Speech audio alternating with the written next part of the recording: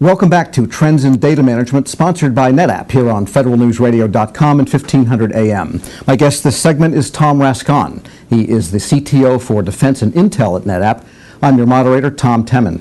And Tom, let's talk about vehicles and funding mechanisms. How does that all kind of overlay against the need for storage and storage solutions in the defense and intel communities? How do they handle all that? Well, it's a very good question, because within the federal government, the procurement process is somewhat flawed. Customers will submit requests with their statement of requirements, and depending on who is lowest price, technically acceptable, they may or may not get the storage that they wanted. So within NetApp, we have a tool called On-Command Insight, which will allow the customers to discover all the different storage components that exist within their data centers, and that will allow them to produce a better picture of their total environment. Also within this process, you have the different programs of record, the large defense programs that buy and procure storage on their own and then provide them to the data centers as well. So our On-Command Insight tool will allow the customers to get a heterogeneous look of everything that's in their data center and across their total environment. And does that also include maybe systems that are critical but may not be systems of record, such as collaboration platforms and planning tools and that kind of thing, which exchange a lot of information, store a lot of data, but they're not really necessarily the systems of record? That's true. Within data centers today, you do have a lot of pet projects, a lot of projects that were funded internally, and where the different customers purchase their own storage environments and place them in the data centers. And we want to get to a point where the customer has a homogeneous environment within their data center, so that everything in that data center presents as one combined storage element. So then the customer has then the option to divide that up logically, as opposed to moving hardware around and bringing in new hardware every time there's a new project. And I imagine in the average defense environment, there are many, many tiers of storage, and also probably some legacy storage subsystems that have to be brought into this equation. There are. At a point, specific to the legacy subsystems, there becomes a time which the data on the storage that it's residing on becomes too expensive. Some of the older, slower drives that came around 5 and 6 years ago need to be replaced with faster storage that is more appropriate to today's environment. All right, let's talk about the customer and the relationship between the data and the IT staff and their users. How can you help them update that relationship? For the longest time within the DoD and Intel teams, we never really saw ourselves as service providers. But within the past few years, that's been a very large trend, to provide a service catalog, to be a true customer service provider to the customer base that we support. And what that does is it allows the G6, the N6, the S6 to provide a true service catalog to their customers, so that their customers can then pick what storage best meets their requirements. And what that does is it allows the S6 or the G6 to then provide a more unified storage presence.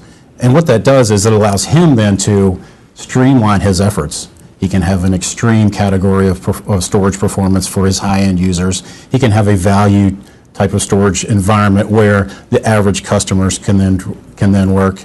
And he can also have, let's say, what used to be like a tier 3 or tier 4 storage, where it's more for backup and for long-term storage. So it then allows the service provider to focus on more streamlined efforts, as opposed to having 10 different lines of effort throughout the data center. And I imagine with some of these new technologies like solid state storage and the need to update the legacy systems, everything moves up a tier relative to what it was a number of years ago, which means a lot more data is online and available, perhaps rapidly, than might have been the case 10 years ago. It does, and it truly gives the service provider the ability to get the most bang for their buck for their dollar spent.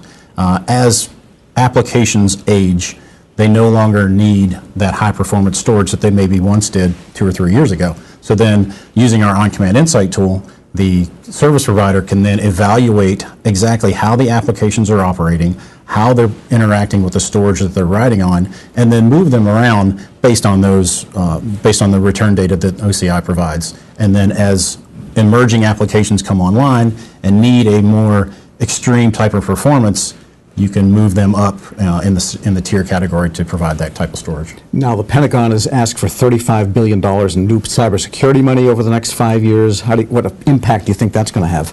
I think it's going to be a great change. Over the years, several agencies, when they're doing procurements for their data center and for their IT environment in general, oftentimes have to make the choice between, do we want new applications, do we need more storage, do we want to consolidate data centers, where does cybersecurity fit into that? So I think this additional budget and this additional focus from the President will allow service providers, specifically within the DoD and Intel, to place monetary value on those services.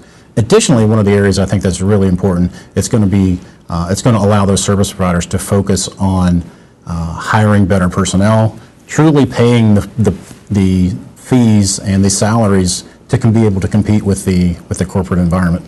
And as data center technology has improved so much in the past few years, how are you helping your customers make sure they're there with it? So one of the big changes that's happened over the past few years is that the improvements in the data center and the overall IT enterprise environment, one of the key components of that being storage, has really allowed commanders at the tactical edge of the battlefield to have more service, better service than they've had, even 10 years ago. The proliferation of ISR video feeds, having analysts out at the edge of the battlefield really has come to the forefront within the past 5 years. One of the things that NetApp is doing is working with several vendors to provide smaller form factors, to provide our cluster data ONTAP operating system in a virtual instance on smaller form factors so that 3- and 4-man teams at the edge of the battlefield can bring with them the entire power of the data center when they're out and about on the battlefield. Tom Rascon is CTO for Defense and Intel at NetApp. This is Trends in Data Management, sponsored by NetApp on federalnewsradio.com and 1500 AM. I'm Tom Temin.